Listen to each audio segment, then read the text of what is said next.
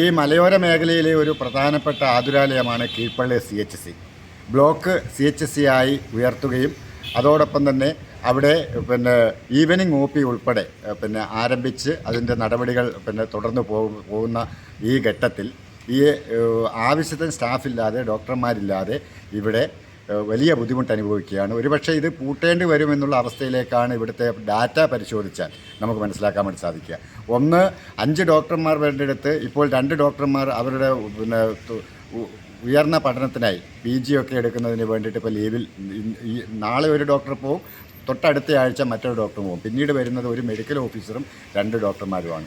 ദിവസേന 500-ൽ പരം രോഗികൾ ഔട്ട് പേഷ്യൻ്റായി ഇവിടെ വന്നു പോകുന്ന ഈ ആശുപത്രിയിൽ ആവശ്യത്തിന് സ്റ്റാഫ് ഇല്ല എന്നുള്ളത്, നേഴ്സുമാരുടെ കുറവ്, അതോടൊപ്പം തന്നെ 2010-ൽ ഇവിടെ കിടത്തി ചികിത്സ ആരംഭിക്കുന്നതിന് വേണ്ടിയുള്ള പ്രഖ്യാപനവും അതിനുള്ള അടിസ്ഥാന സൗകര്യം, കെട്ടിടം ഉൾപ്പെടെയുള്ള സൗകര്യങ്ങളാക്കിയതാണ്.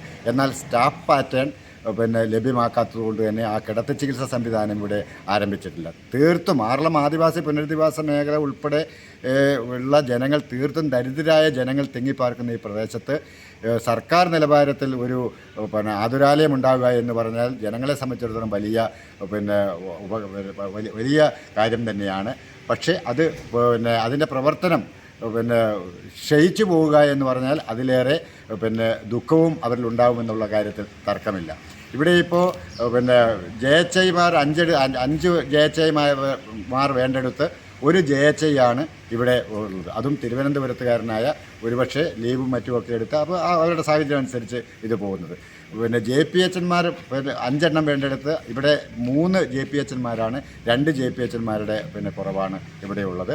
അതോടൊപ്പം തന്നെയാണ് ഈ ഡോക്ടർമാരുടെ കുറവ്, സ്റ്റാഫ് പാറ്റേൺ. ഫാർമസിസ്റ്റിൻ്റെ കാര്യം പറഞ്ഞു കഴിഞ്ഞാൽ PSC നിലവാരത്തിൽ ഒരു തസ്തിക മാത്രമാണ് ഇവിടെ ഉള്ളതെങ്കിലും ഇത്രയും രോഗികൾ ഇവിടെ വന്നു പോകുമ്പോൾ അവർക്ക് മരുന്നെടുത്ത് കൊടുക്കാനും അവരുടെ കാര്യങ്ങൾ നോക്കാനും ഒരു ഫാർമസിസ്റ്റിൻ്റെ സേവനം എന്ന് പറയുന്നത് പരിമിതമാണ്. അത് മനസ്സിലാക്കിക്കൊണ്ട് കൂടുതൽ ഇപ്പം NHM അതോടൊപ്പം തന്നെ ഹോസ്പിറ്റൽ മാനേജ് കമ്മിറ്റിയും ഓരോ ഫാർമസിസ്റ്റുമാരെ ഇപ്പോൾ NHMൻ്റെ ഫാർമസിസ്റ്റിൻ്റെ സേവനം ഇവിടെ ലഭ്യമല്ല. അവരുടെ കാലാവധി കഴിഞ്ഞ് അവർ പോയി. പിന്നെയുള്ളത് HM2.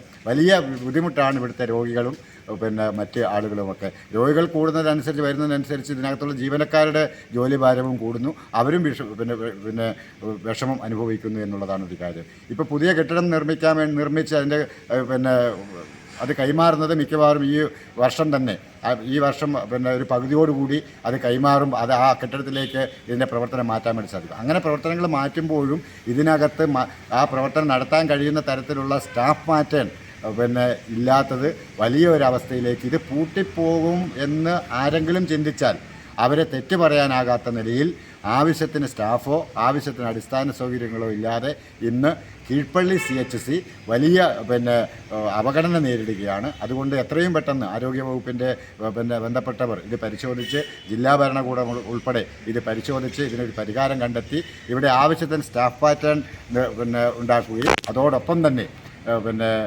ഇവിടെ അടിസ്ഥാന സൗകര്യങ്ങൾ വർദ്ധിപ്പിക്കുന്ന ആവശ്യമായ ഇടപെടൽ ഉണ്ടാവണം എന്നാണ് നാട്ടുകാരുടെയൊക്കെ ആവശ്യം. ഇവിടുത്തെ ജീവനക്കാരുടെ ജോലിഭാരം കുറയ്ക്കുന്നതിനും അവരെ നല്ല ആതുരാലയത്തിൽ നല്ല സേവനം നൽകുന്നതിന് വേണ്ടിയിട്ടുള്ള ഒരു ഇടപെടലും ഒരു സഹായവുമായിരിക്കും ഇത്തരം ഇടപെടൽ നടത്തിയാൽ എന്നാണ് ആവശ്യപ്പെടാനുള്ളത്.